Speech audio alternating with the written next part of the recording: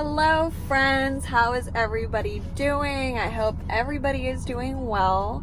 My name is Claudia and this is Katie Counseling. Welcome back. I'm back from not posting for just a little bit of time because classes take a lot of time and energy, work and life, everything together. But on this channel, I try to be as transparent as possible with you guys because this is the life of a student, right? There has been a lot of, learning that's been going on in the past year. Obviously, I'm a student, but even learning like the social media space and how to properly do it and what I'm here to do. But before I get started today and about talking about the topic I want to discuss today, follow me at Katie Counseling over on Instagram.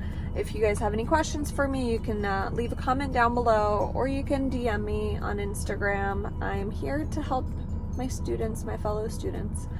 Alright guys, I tried making a video last week and it ended up being honestly like a little too honest, so I will redo the video I really want to post, but I have to kind of condense the information that I want to relay to you guys.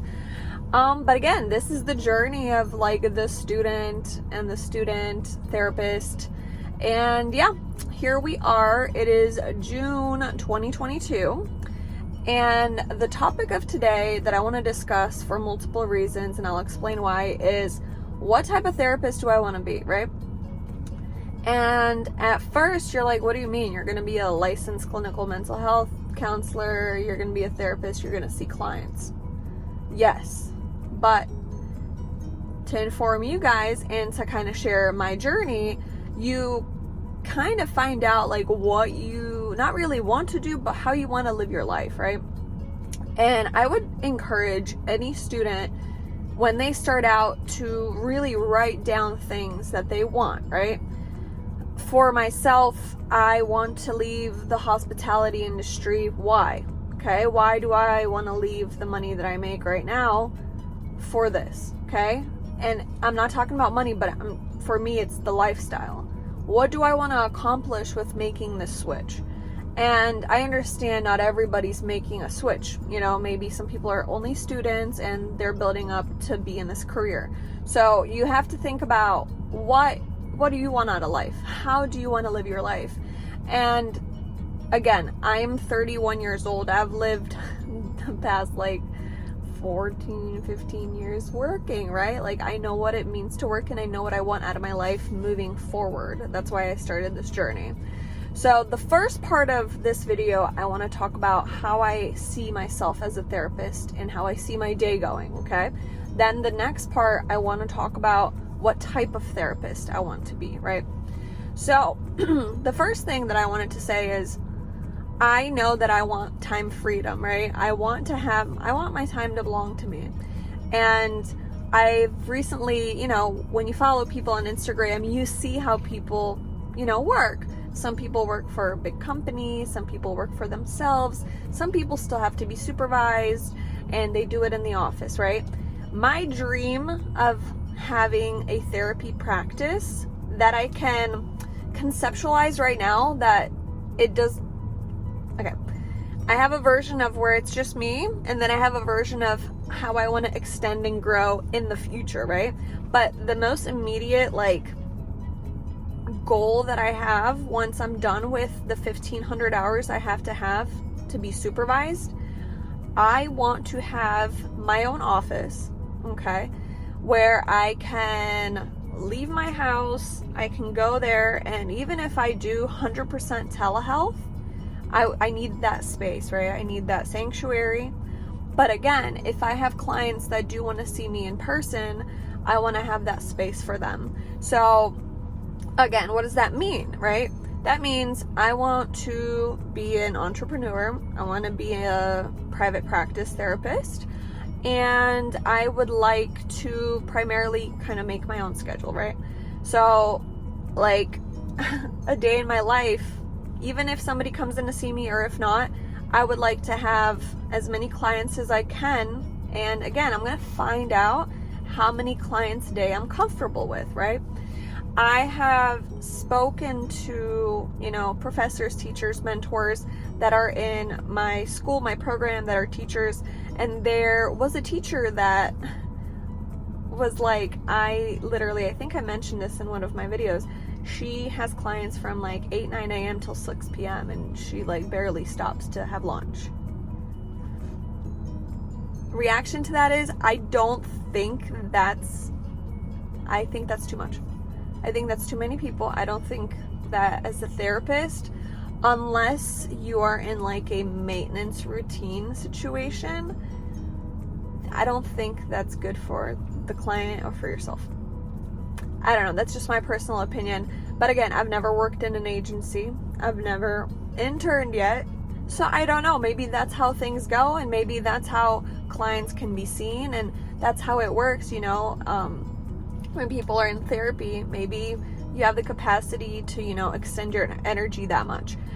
I think for myself, I would rather maybe cut that in half and have 2 clients in the morning, 2 clients in the afternoon, and break up my day that way. Maybe be able to go work out, cook some lunch, or go out for lunch with, friends, family, or people that I work with in the city or something like that.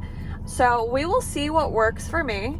But yeah, so my second part of this video, this kind of connects the idea together, is I honestly, unless I want to learn something new or I really want to learn the system of how agencies work, I don't think long term, again, I'm not saying in my internship or my practicum, or even once I become fully licensed, even if you're fully licensed, you have to have a supervisor for 1,500 hours. I'm not saying I'm against that. I would love to work for an agency and do group therapy and really learn, how to do it properly, because once you go into private practice, it's all on your own. You have to seek that education and the continuing education on your own. And I'm 100% willing to do that, and I plan on doing that. But I have nothing against agencies. But again, I don't see myself as the happiest in that model of therapeutic, career setting. The other day, I will make a video about this. I actually looked into a job, career job, however you want to use that, in substance abuse counseling, because it only required my bachelor's degree, which I have, and a specialty in substance abuse, which I have.